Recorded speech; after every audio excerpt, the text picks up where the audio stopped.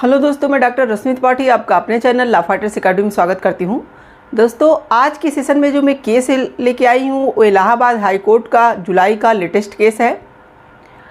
इस केस में आज हम लोग यह समझने वाले हैं कि जो मान लीजिए कोई व्यक्ति अगर आरोपी है और उसकी कुर्की के लिए बोल दिया जाता है, तो क्या वह उस जगह की भी कुर्की की जा सकती है जहां वह रहता तो है लेकिन वह संपत्ति उसकी नहीं है।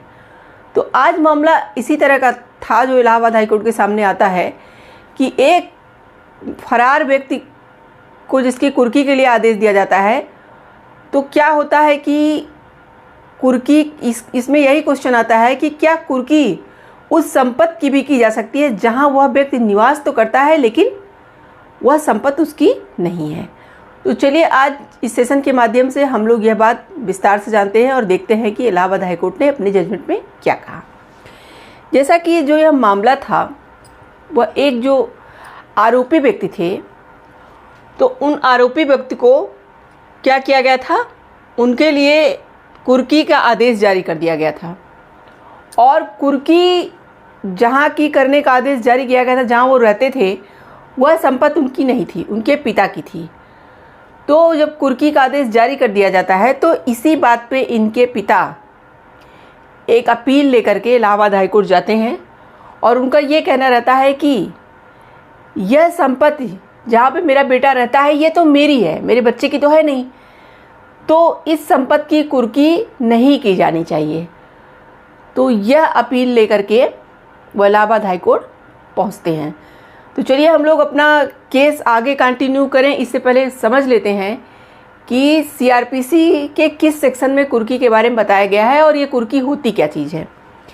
जैसा कि सीआरपीसी यानी दंड प्रक्रिया संहिता जो हमारी है, उसका सेक्शन जो 82 होता है, वो यह बात कहता है कि जिस आरोपी व्यक्ति के खिलाफ वारंट जारी किया गया है और वह फरार है, यानी कि कोर्ट यह उद्घोषणा जारी कर देती है कि यह आरोपी व्यक्ति जो है फरार व्यक्ति है, फरार घोषित कर दिया जाता है उस पर्सन को।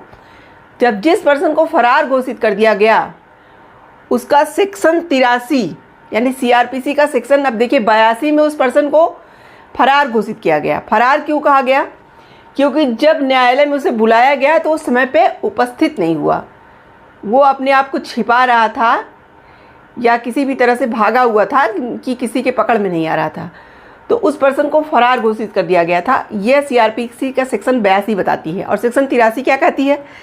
सेक्शन 83 कहती है कि उद्घोषणा जारी करने वाला न्यायालय उद्घोषित व्यक्ति की चल अचल या दोनों प्रकार की संपत्ति की कुर्की करने का आदेश दे सकती है। यानी कि जो व्यक्ति फरार घोषित है, तो जो उद्घोषणा न्यायालय फरार के लिए मतलब कहता है कि पर्सन, जो न्यायालय ये कहता है कि ये पर्सन फरार हो चुका आरोपी व्यक्ति, तो उस न्यायालय को यह अधिकार है कि वह उस पर्सन के, फरार व्यक्ति को चल या अचल संपत्ति दोनों का या मतलब किसी एक का भी कुर्क करने का आदेश दे सकता है, यानी कुर्की का आदेश दे सकता है। तो ये है कुर्की, सेक्शन 82 और 83 में इसके बारे में बताया गया है कि किसकी कुर्की कब मतलब कराई जाती है। तो यहाँ पे भी ऐसे था कि जो है ट्रायल कोर्ट में इनको क्या हुआ कि कुर्की का आदेश, जो ये आरोपी व्यक्ति थे, इनके कुर्की का आदेश जारी कर दिया गया था। और जब कुर्की करने वो लोग जाते हैं तो वह व्यक्ति जहाँ रह रहे थे वहाँ पे कुर्की करते हैं, जबकि वह अपने पिता के घर में रह रहे थे।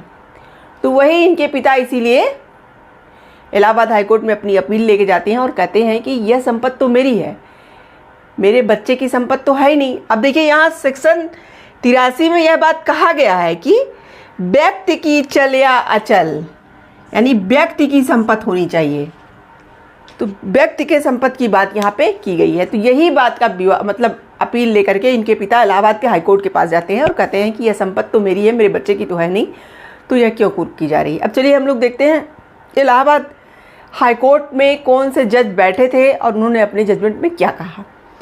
जैसा कि जस्टिस अब्दुल मोइन की पीठ थी, जस्टिस अब्दुल मोइन की पीठ थी और जस्टिस अब्दुल मोइन ने स्पष्ट किया कि सीआरपीसी का सेक्शन 83 के तहत केवल अभियुक्त के सीधे तौर पर स्वामित्व वाली या उसके स्वामित्व वाली संपत्ति ही कुर्क की जा सकती है। यानी कि कोर्ट का यहाँ ये कहना था कि जब यह लगे कि हाँ यह सीधे मतलब इस पर्सन की संपत्ति है या उसका वास्तविक मालिक वह पर्सन ही है, तभी आप उस संपत्ति की कुर्की कर सकते हैं। न्यायालय ने इस बात पर जोर दिया कि ऐसी संपत्तियां जहां अभियुक्त रहता है लेकिन उसका स्वामित्व नहीं है, या जैसे कोर्ट ने ये कहा कि इस मतलब जोर दे करके इस बात पे कहा कि ऐसी संपत्ति जहां अभियुक्त रहता है लेकिन अभियुक्त की संपत्ति नहीं है, वह सिर्फ पर्सन रहता है लेकिन उसकी संपत्ति नहीं है। तो जैसे मान लीजिए कि कोई पर्सन किराए के घर में रहता है और वो आरोपी है, तो ये नहीं कि अब वो किराए के घर में रह रहा है तो आप किराए के घर में मतलब उसकी कुर्की करवा दीजिए। तो यही कोर्ट ने कहा कि जहां अभियुक्त रहता है लेकिन उसका स्वामित्व नहीं है, जैसे कि किराए के आवास, ऐसी कुर्कियों के बाहर हैं। कोर्ट ने कहा कि ऐसा जो स्वामित्व होता है वो कुर्कियों के बाहर है, क्योंकि वो उस पर्सन का स्वामित्व वहाँ पे है ही नहीं, वो तो सिर्फ किराए के आवास में रह रहा है, तो वो तो किराएदार है, उसका असली मालिक तो कोई और है। इस अवलोकन के साथ जस्टिस अब्दुल मोइन की पीठ ने सीआरपीसी सेक्शन 83 के तहत न्यायालय द्वारा पारित आदेश को रद्द कर दिया।